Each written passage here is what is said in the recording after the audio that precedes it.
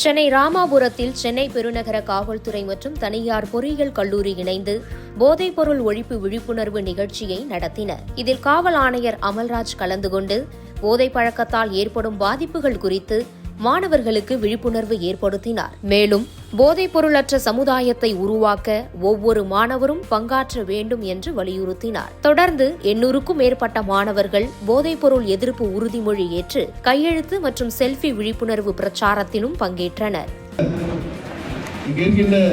எந்த மாணவனோ மாணவியோ இந்த போதைக்கு எந்த வகையிலும் நீங்கள் யாருமே அதை சீண்டி கூட பார்த்திருக்க மாட்டீர்கள். ஆனாலும் எதற்காக இந்த தகவல்கள் தரப்படுகிறது? கல்லூரி காலத்தில் நாம் பெறுகின்ற இந்த கருத்துக்கள் ஒரு விளைநிலத்தில் விதைப்பட்ட விதையை போன்றது.